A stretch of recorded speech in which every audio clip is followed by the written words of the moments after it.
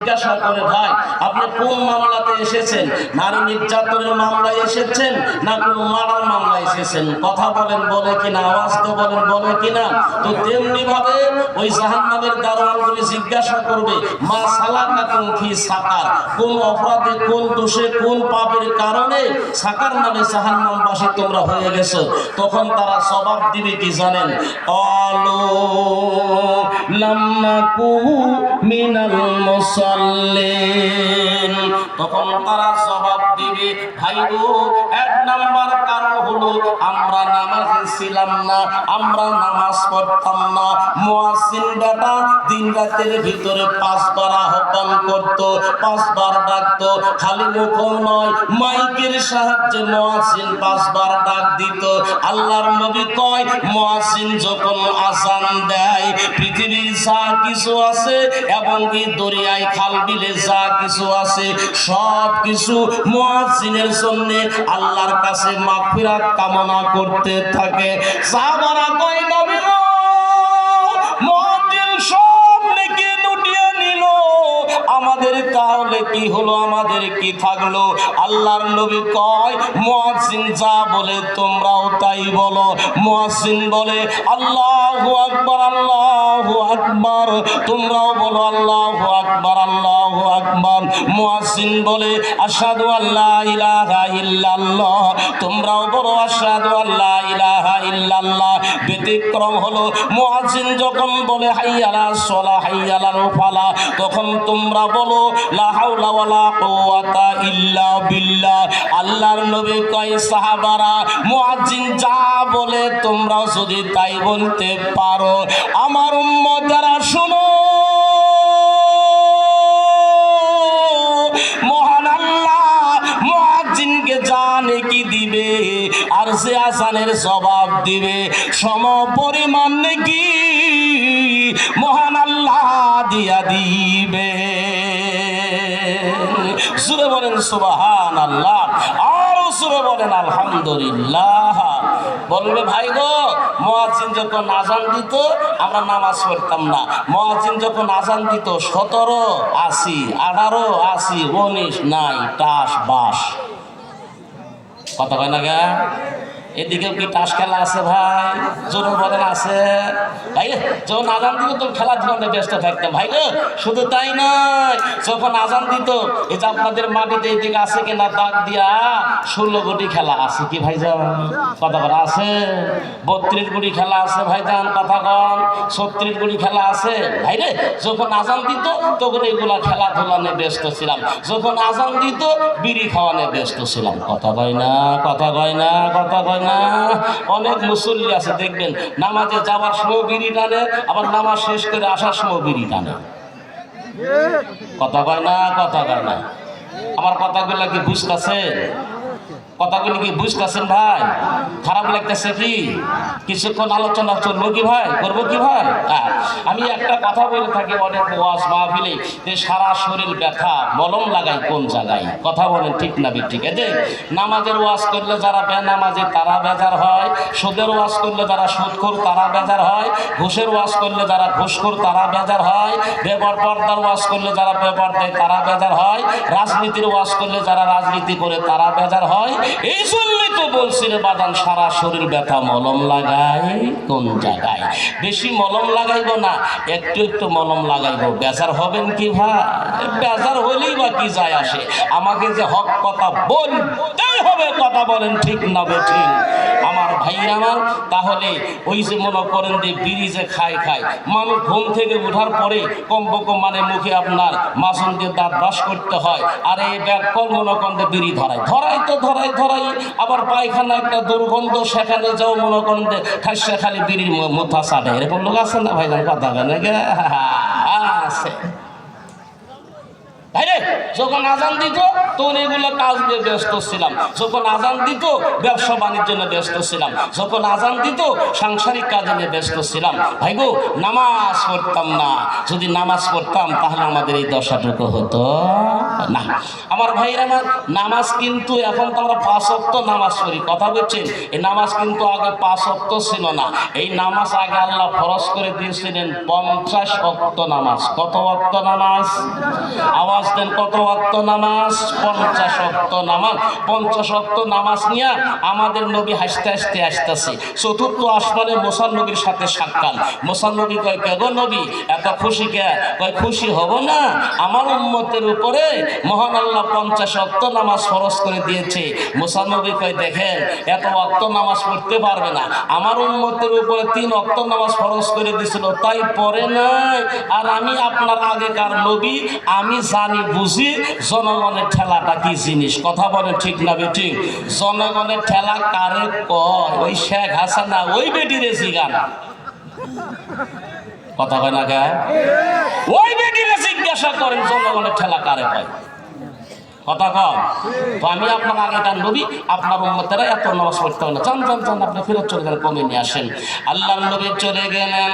আল্লাহ বললেন, নবী গো, আল্লাহ নবী বলে, আল্লাহ আমার উম্মত তারা 50 ওয়াক্ত নামাজ পড়তে পারবে না। ঠিক আছে, 5 কমিয়ে দিলাম। কই না, তাও পড়তে পারবে না। ঠিক আছে, আরো 5 কমায়ে দিলাম। কই না, তাও পড়তে পারবে না। কমাইতে কমাইতে 25 ওয়াক্ত নামাজ করে দিল। 25 ওয়াক্ত নামাজ নিয়া আমাদের নবী আসতেছে চতুর্থ আসমানে। মুসা নবী কয়, এই 25 ওয়াক্ত নামাজ পড়তে পারবে না, আবার তুমি ঘুরে যাও। আমাদের নবী বলে, ভাই মুসা গো, আমার বারবার যেতে লজ্জা লাগে, শরম লাগে, আমি কেমনে বারবার আমি ঘুরাইয়া যাই। এমন তো অবস্থায় মহান আল্লাহ রাব্বুল আলামিন ডাক দিয়া কয়, নবী গো,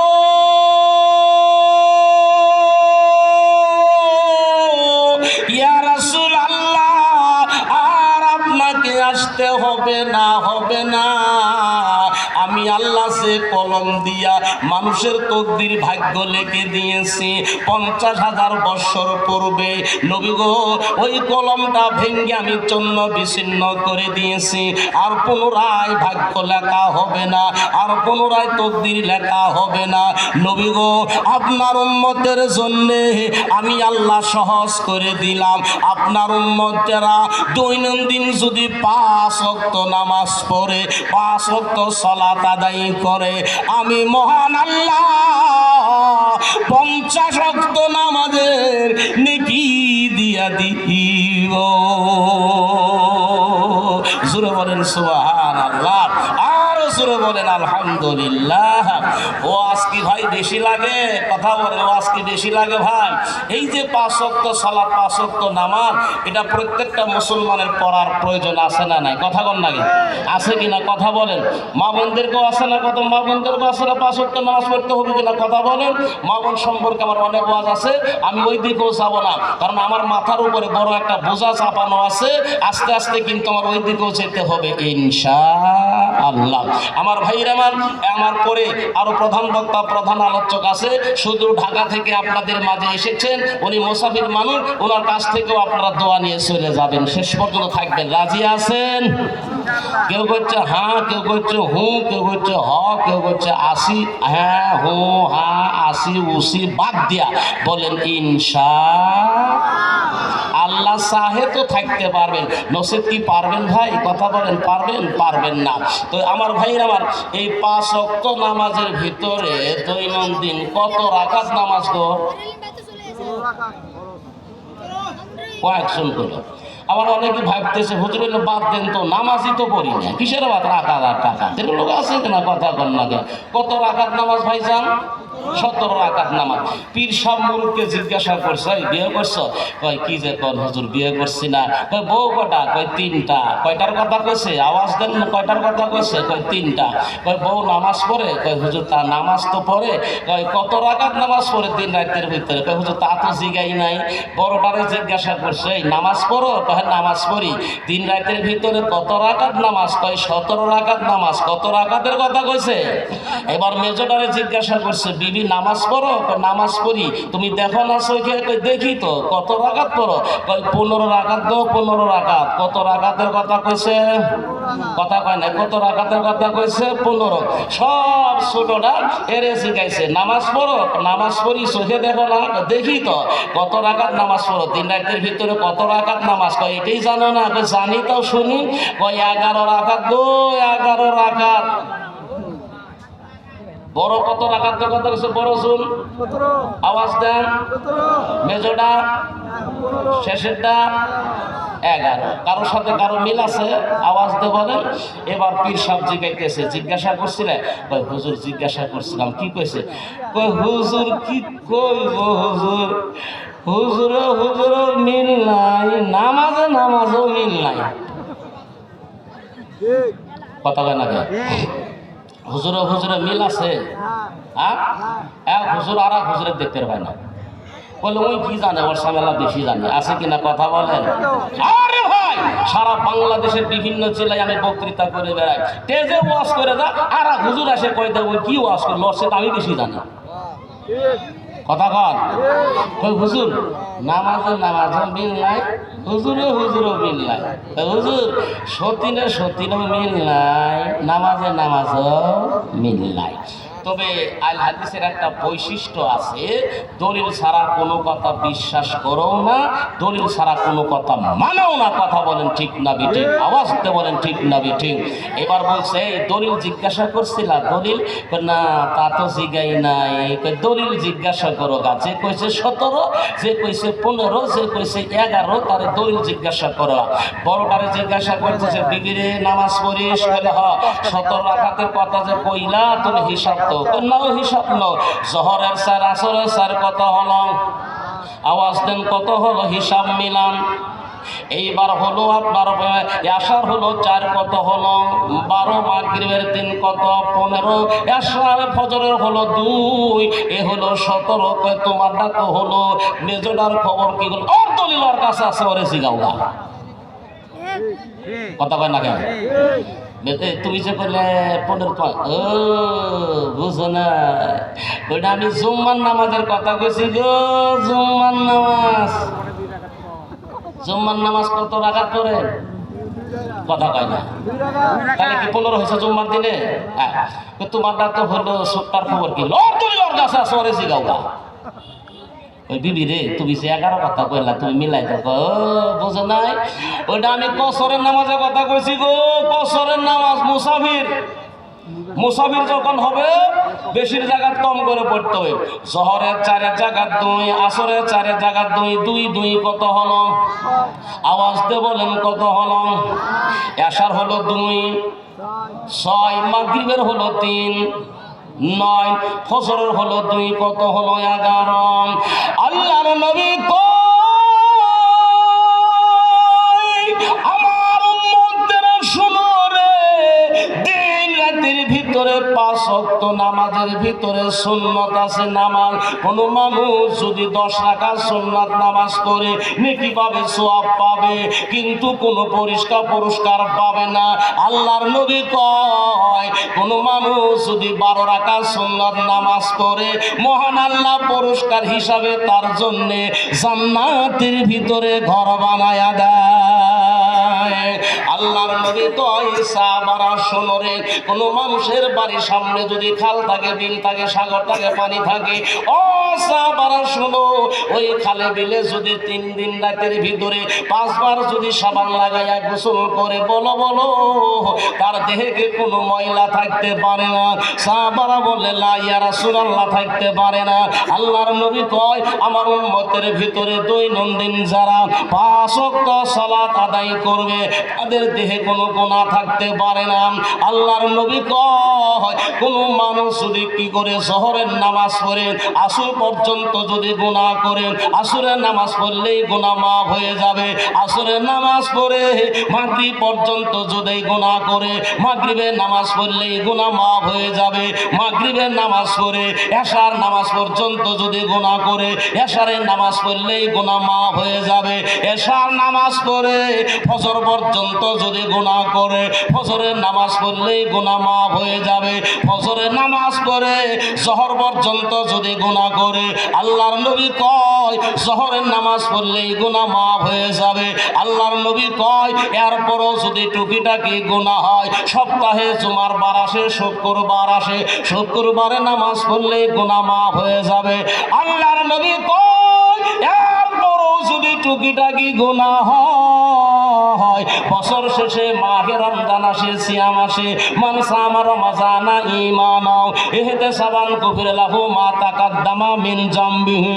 আল্লাহর নবী কয় যে ব্যক্তি ঈমানের সাথে সওয়াবের আশায় মাহে রমজান মাসের সিয়াম পালন করলো, রোজা পালন করলো, মহান আল্লাহ বিগত এক বছরের গুনাহ মহান আল্লাহ মাফ করিয়া দেয়। জোরে বলেন সুবহানাল্লাহ, আর জোরে বলেন আলহামদুলিল্লাহ। লিল্লাহি তাকবীর। যাক, মোটামুটি এখন লোক হয়েছে, আলহামদুলিল্লাহ কর, জোরে বলেন আলহামদুলিল্লাহ।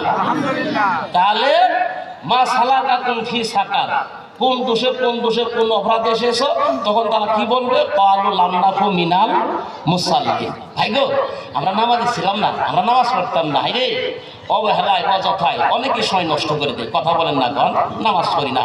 আমরা কে কখন মারা যাবো এটাকে আমরা কেউ বলতে পারবো ভাইজান? আওয়াজ তো বলেন, বলতে পারবেন কি ভাইজান? বলা যাবে কি বলা যাবে না? কবি কি বলছেন জানেন? ওহি যে দেখো ডাকিতেছে তোমায় কবরের মাটি, ঠিক না বেঠিক? সন্ধ্যার আগে যেদিন ডুবে রে বেলা,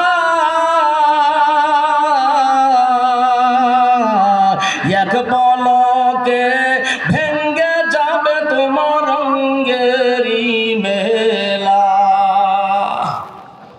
কথা বল ঠিক কিনা বলেন? সন্ধ্যার আগে যেদিন ডুবে রে বেলা, এক পলকে ভেঙ্গে যাবে তোমার রঙ্গেরি মেলা।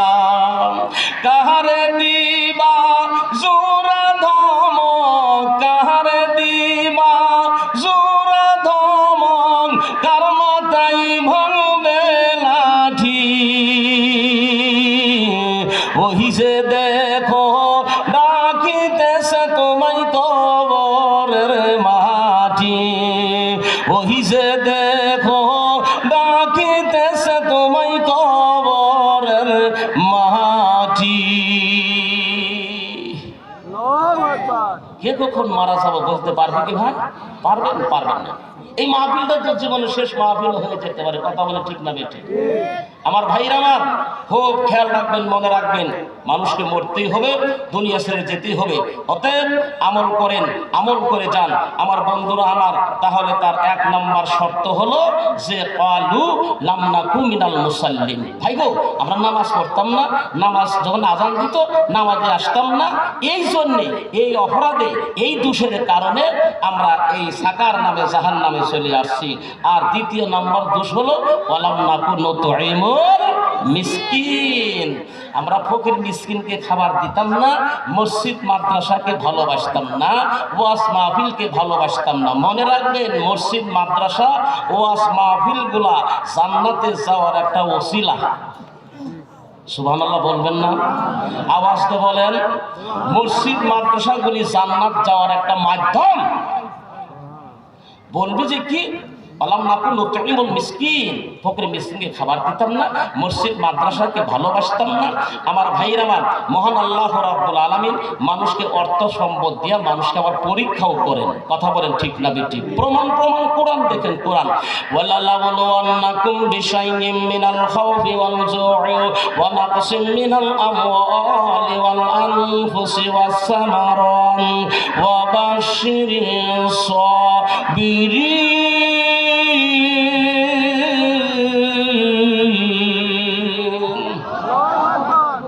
আল্লাহ মানুষ মানুষদের অর্থ সম্পদ দিয়ে যে পরীক্ষা করেন তার প্রমাণ দিয়ে যাও। প্রমাণ বুখারী, এই হাদিসটা বুখারীতেও আছে, এই হাদিসটা মুসলিম শরীফেও আছে। বানোয়াট কোনো কথা বলার আমার অভ্যাস নাই, বানোয়াট আমি বলিও না। সুযোগ্য যিনি সভাপতি আপনাদের ঈদগাহ মাঠের একজন ইমাম, সুযোগ্য ইমাম, উনি অত্যন্ত কোরআন হাদিসের এলেম বিদ্যা আছে, কথা বলেন ঠিক না বেঠিক, এবং সৈভোগা মাদ্রাসার উনি শিক্ষক। ওনার সাথে আমার অনেক অনেক অনেক পূর্ব থেকে আমার বন্ধুত্ব পরিচিত। আমি জানি উনি ভালো মানুষ, সৎ মানুষ, আলেম মানুষকে আপনারা সভাপতি দিচ্ছেন, মারহাবা বলেন, হুজুরা বলেন মারহাবা।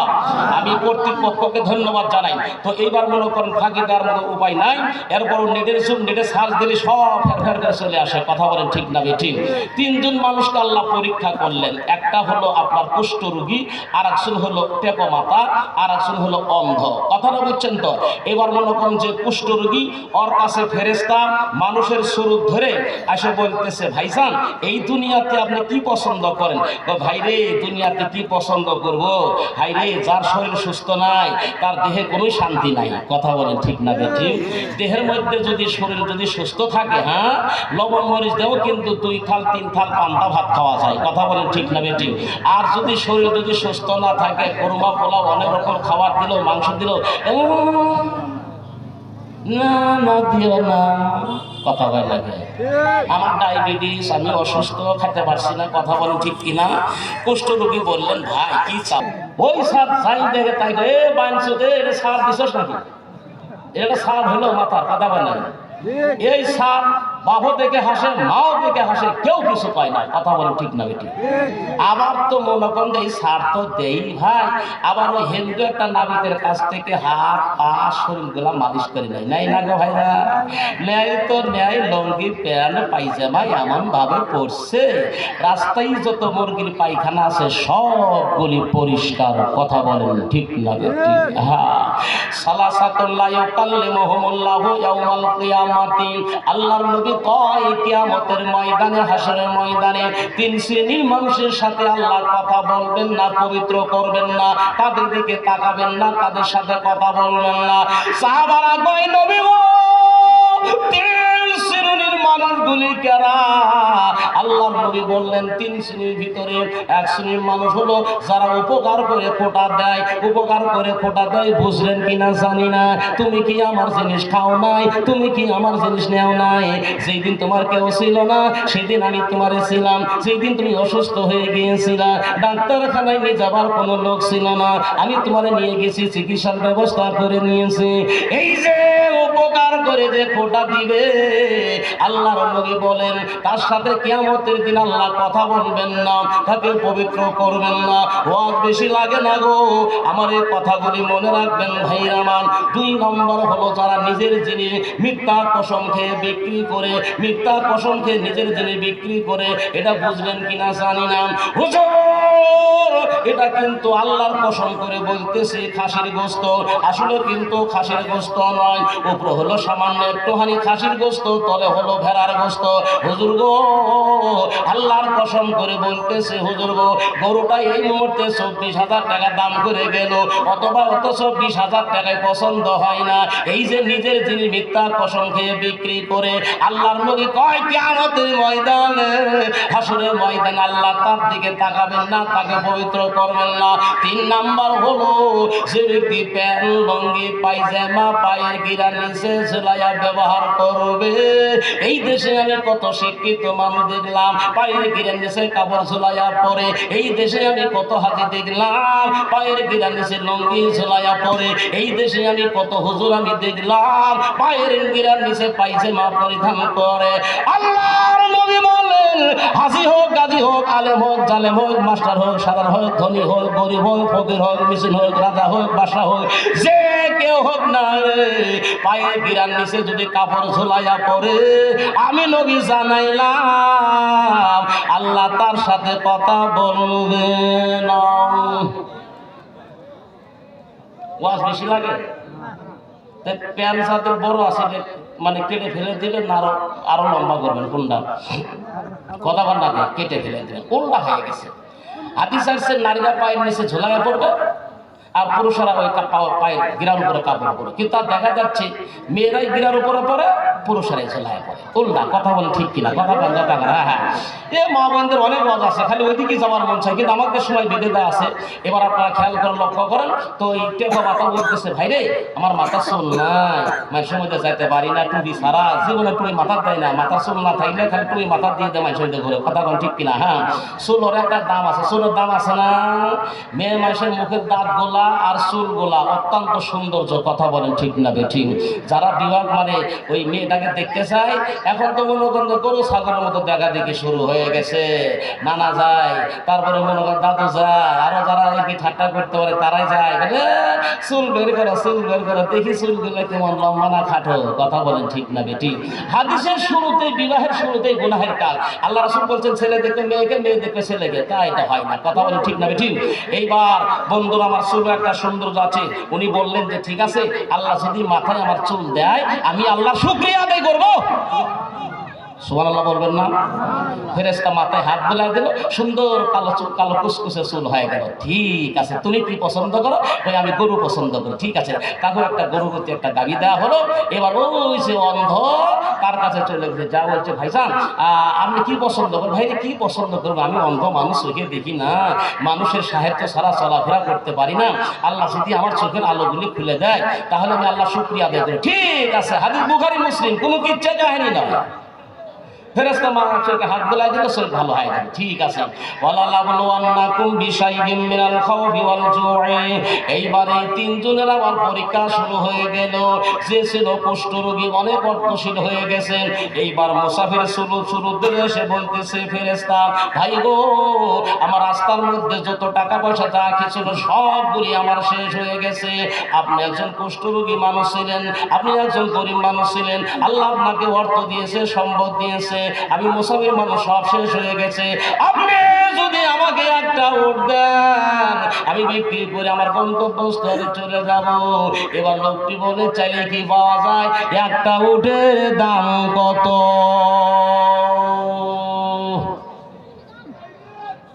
চাইলে পাওয়া যায়? আছে না?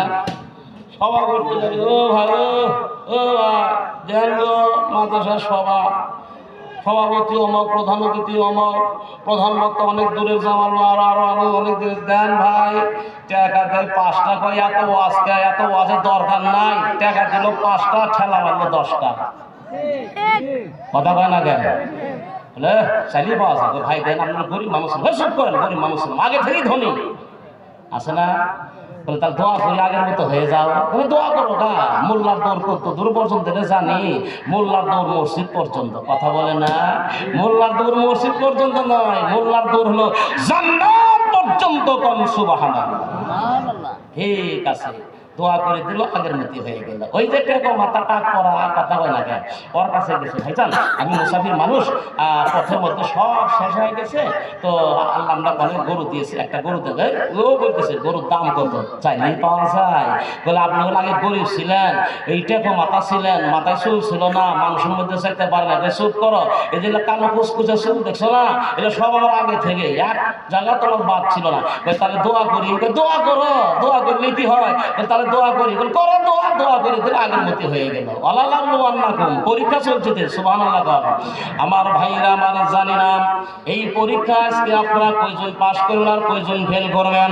এবার অন্ধ লোকের কাছে দেয়া বলতেছে, ভাইজান আপনি তো একজন অন্ধ মানুষ ছিলেন, আল্লাহ আপনাকে চক্ষু দিয়েছে, আপনার কত সুন্দর অর্থ দিয়েছেন, এবার আপনি একটা ছাগল দেন। এইবার অন্ধ হু হু করে কান্না করে, চোখ দিয়া বছর নইলে পানিগুলি ছেড়ে ছেড়ে কান্না করে। মানবরূপী ফেরেশতা বলে, কেন আপনি কান্দেন, তার কারণটা কি? নয়বার অন্ধ বলে, ভাই গো, কথা আপনি ঠিকই বলেছেন, আমার চক্ষু ছিল না, আল্লাহ আমার চোখের আলো দিয়েছেন, আমি মানুষের সাহায্য ছাড়া চলতে পারি না, আল্লাহ আমাকে নিজে এখন চলার মতো ব্যবস্থা করে দিয়েছেন। ভাই যার দুটা চোখ চক্ষু নাই ওই মানুষটাকে জিজ্ঞাসা করেন চোখের কত বড় মূল্য। যার দুটা হাত নাই তাকে জিজ্ঞাসা করেন হাতের কত মূল্য। যার দুটা পা নাই তারে জিজ্ঞাসা করেন পায়ের দুটা কত মূল্য। আমার পূর্বে ওই যে মরহুম আব্দুল্লাহ ইবনে কাজাম সাহেবের ছেলে আলোচনা করে গেলেন। আমার ভাইরা আমার, এই আপনাদের বগুড়া জেলার গাবতলী থানার কৃতি সন্তান আব্দুল্লাহ ইবনে কাজাম সাহেব ছিলেন সারা বাংলাদেশের সুরের জগতে বক্তা ছিলেন। কথা বলেন ঠিক না বেঠিক? উনি ওনার সাথে শেষ পর্যায়ে এসে আমি অনেক আলোচনা করেছি। আমি আলোচনা করে যখন ঘরের ভিতরে যাইতাম উনি আমার মাথার মধ্যে হাত বোলায় আমাকে বলতেন, বেটা আবুল কালাম রে, আমি একদিন থাকবো না, আমি দুনিয়া ছেড়ে চলে গেলে সারা বাংলাদেশটা তোমার দখলে চলে যাবে, তাই হয়ে গেছে। এইবার উনি বললেন, আবুল কালাম, আমার কাছ থেকে তুমি একটা আমার কথা শোনো, বাস্তবতার জীবনের একটা কথা শোনো। উনি বললেন, হাত না থাকলে কত কষ্ট হয়, চোখ না থাকলে কত কষ্ট হয়। উনি বলেন, আমি ট্রেনের ভিতরে ওয়াজ করতে গেলাম, দেখি একজন ভিক্ষুক আমার কাছে ভিক্ষা চাচ্ছে আর বলছে, হাই রে কতবার করে টাকা চাই, আপনাদের কি মন নরম হয় না, হৃদয় কি নরম হয় না, আমাকে 2-5টা টাকা দিলেই কি গরিব হয়ে যাবেন। উনি বললেন, ওনার কথাগুলি শুনে আমার হৃদয় নরম হয়ে গেল। এবার আমি 1 টাকা 2 টাকার নোট আমি চিনতে পারি না, 5 টাকা 10 টাকার নোট আমি কোনো মতে বুঝতে পারি। উনি বলেন, টাকা আমি বের করে ধরে আসি, কিন্তু টাকা নিচ্ছে না। আমি বললাম, কি হলো, টাকা চেয়ে কি বড় লোক হয়ে গেছো নাকি, টাকা তুমি কেন নিচ্ছ না? লোকটি এবার হু করে কান্না করে আর কয়, হুজুর গো, আপনার দুটো চক্ষু নাই, আমার দুটো হাত নাই। হুজুর গো, আমার যদি হাত থাকতো আপনার টাকা নিতে আমার বিলম্ব হতো না, দেরি হতো না। আপনার যদি চক্ষু থাকতো আমার তাহলে টাকা দিতে দেরি হতো না। আব্দুল্লাহ ইবনে কাসেম বলেন, আমরা 2 হতভাগা, 2টা নিয়ামতের কাঙ্গাল। উনি বললেন, ঠিক আছে, তুমি এইবার খাদ্য খাও কিভাবে? লোকটি বলে, হুজুর গো, আমার হাত নাই, আমি নিজে হাতে খেতে পারি না। মা আমাকে সকালবেলা খাওয়ায় আমাকে টেনে উঠাইয়া দিয়েছে, এই ট্রেনটা যখন আবার সান্তাহার ফিরে আসবে মা আমারে নামাইয়া খাদ্য খাওয়াবে। ওরে বাইগরে ভুলিগারে মুসলমান, বিভিন্ন জায়গায় থেকে এসেছেন, হাত না থাকলে কত কষ্ট হয়, চক্ষু না থাকলে কত কষ্ট হয়। এইবার আপনারা খেয়াল করেন, করেন মা আমারে খাওয়ায়, মা যে কত নিয়ামতের জিনিস। এই পৃথিবীর বাংলাদেশে বিভিন্ন জেলায় বক্তৃতা করে বেড়ায়, কত ভালোবাসার মানুষ দেখলাম, মায়ের মতো আদরের মানুষ একজনও পাইলাম না। তাই তো আল্লাহর নবী মসজিদের নববীতে বসে আছেন, একজন বৃদ্ধা মহিলা আসলো, আসার পরে আল্লাহর নবীর শরীরে চাদরটা বিছিয়ে দিলেন, মহিলাটা চাদরের ভিতরে বসিয়ে গেল। সাহাবারা কয়, নবী গো, কত বড় সাহস এই মহিলাটা আপনার চাদরের ভিতরে বসিয়ে গেল। 4 জন খলিফা ছিল সম্মানিত, 2 জন আপনার শ্বশুর, 2 জন আপনার জামাই। নবী গো, তারা আপনার চাদরে বসতে সাহস পায় নাই। আবু বকর আপনার শ্বশুর, হযরতে ওমর ফারুক আপনার শ্বশুর, হযরতে ওসমান আপনার জামাই, হযরতে আলী আপনার জামাই। নবী গো, এই চাদরের মধ্যে বসতে সাহস পায় নাই। শুধু তাই নয়, জিবরাইল পর্যন্ত আপনার চাদরের ভিতরে বসতে সাহস পায় নাই। নবী গো, এই মহিলাটাকে বুঝতে পারলাম না। আল্লাহর নবী কয়, সাহাবারে, এই মহিলাটা কেউ নয়, এই মহিলাটা হলো আমার দুধ মা হালিমা। যেদিন আমি মায়ের পেটে আসি, আমার আব্বা দুনিয়া ছেড়ে চলে যায়, আমি মায়ের পেট থেকে দুনিয়া আসার পরে আমার বয়স যখন 6 বছর, মা আমিনা মারা যায়, বয়স যখন 8 বছর, দাদা মারা যায়। এই মহিলাটা আমাকে লালন পালন করেছে, এই মহিলাটা হলো আমার দুধ মা হালিমা। আল্লাহর নবী কয়, সাহাবারা, আমার উম্মতেরা শোনো, জীবনের সব কামাইটুকু দিয়া যদি মায়ের ঋণ শোধ করতে চাও তুমি পারবা না। জীবনের কামাই দিয়া বাবার ঋণ যদি শোধ করতে চাও তুমি তাও পারবা না। ওই দিনের 1 ফোঁটা দুধের ঋণ শোধ হবে না।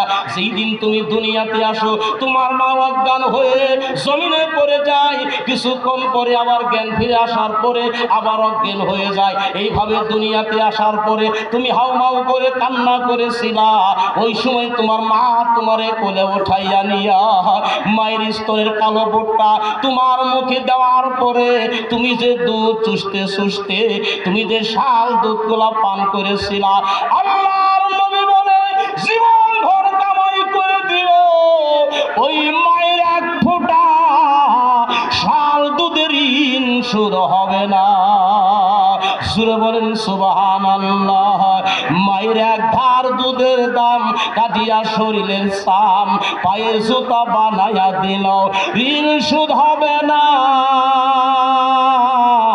এমন দরদি হবে মা বিনে কেউ হবে না। উনি বললেন ঠিক আছে বুঝলাম, তোমার মা তোমারে খাওয়ায়, কিন্তু প্রসাব পায়খানা করলে কি করো? ওই হুজুরকে আমি প্রসাব করে পানি নেই না, যখন আমি পায়খানা করি কি মাঘ মাসের ঠান্ডার কি শীত, এই আমার এক কোমর পানির পর্যন্ত পানির ভিতরে নামাইয়া পায়ের গোড়ালি দিয়া আমার মলদার পরিষ্কার করতে হয়। ওই বাবন্ধ বলতেছে আল্লাহ আমার চক্ষু দিয়েছেন, চোখের আলো দিয়েছেন, আপনার যা মন চাই তা আপনি নিয়ে যান, একটা কেন 10টা নিয়ে যান, আমি নিষেধ করব না। এইবার আল্লাহর ফেরেশতা বলছে নিতে হবে না, নিতে হবে না।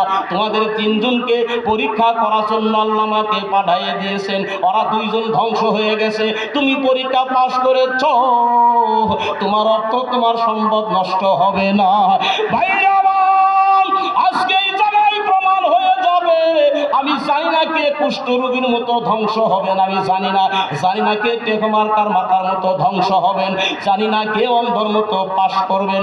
ভাইরা আমার, আল্লাহর নবী কয় কিয়ামতের দিনে হাসরের ময়দানে কোরআন একদিন কথা বলবে, কোরআন বলবে আল্লাহ আমার একটা কথা শোনো, আমার একটা কথা মানো। যারা কোরআনের মাদ্রাসায় কোরআনের মাহফিলে যারা অর্থ দিয়া টাকা দিয়া পয়সা দিয়া সহযোগিতা করেছে, আমি কোরআন বলছি আল্লাহ এদেরকে তুমি জান্নাত দিয়া দাও। আমার ভাইয়েরা আমার, তাই এই কোরআনের মাদ্রাসায় কোরআনের প্রতিষ্ঠানে আপনারা 5 জন লোক হাতের পাঙ্গা, হাতের আঙ্গুল হলো 5টা, 5-এর সাথে অনেক কিছুই মিল আছে। হাতের আঙ্গুল 5টা, 5 ওয়াক্ত সালাত, 5 ওয়াক্ত নামাজ, ইসলামের বুনিয়াদ হলো 5টা। 5 জন লোক আসবেন, 20,000 করে টাকায় মাদ্রাসায় আপনারা দান করবেন। আশারায়ে মুবাশশারা 10 জন মানুষকে আল্লাহ জান্নাতের সার্টিফিকেট দিয়েছেন। 10 জন মানুষ আসবেন, 5,000 করে টাকা দিবেন। কোরআন হলো 30 পারা, 30 জন লোক আসবেন কোরআনকে ভালোবেসে মহব্বত করে 2,000 করে টাকা এই মাদ্রাসায় দান করবেন। 2 জন লোক আসবেন গো, 50,000 করে টাকা আমার হাতে আপনারা দিয়ে যাবেন। 1 জন লোক আসবেন, 1 লক্ষ টাকা আমার হাতে দিবেন। মুসাফিরের দোয়া কবুল হয়। আল্লাহর নবী কয় মুসাফিরের দোয়া আর আল্লাহর আসমা আল্লাহর মানে মাঝখানে কোনো হিসাব থাকে না, পর্দা থাকে না। মুসাফির দোয়া করার সাথে সাথে আল্লাহর দরবারে দোয়া কবুল হয়ে যায়। আমি মুসাফির মানুষ, আমি 15 তারিখে বাড়ি থেকে বের হয়ে এসেছি বাজান, 21 তারিখে বাড়িতে যাব, আল্লাহ নিবে কিনা আল্লাহই ভালো জানে। আমার ভাইরা আমার, আমি আপনাদের জন্য দোয়া করব। আমি জানি না কার মা নাই বাবা নাই, ওই বাপটার নিয়তে সর্বপ্রথমে কে আমার হাত যার যা সাধ্য হয় সেই অনুপাতে দান করবেন। 500 পারলে 500 দিবেন, 1000 পারলে 1000 দিবেন, 100 পারলে 100 দিবেন, 50 টাকা পারলে 50 টাকাই দিবেন, 10 টাকা 20 টাকা পারলে তার সমর্থন আছে তাই দিবেন। খুব একটু ফোর্সে আসেন, সময়কে নষ্ট করেন না। যেহেতু প্রধান বক্তা আছে, প্রধান আলোচক আছে, উনি কিন্তু আসবেন, আলোচনা করবেন। আল্লাহ প্রত্যেকটা রাত্রিতে 1000 মানুষের সামনে বসাইয়া মাবুদ গো আমার হাত থেকে তুমি লক্ষ লক্ষ টাকা কালেকশন করাইয়া নাও।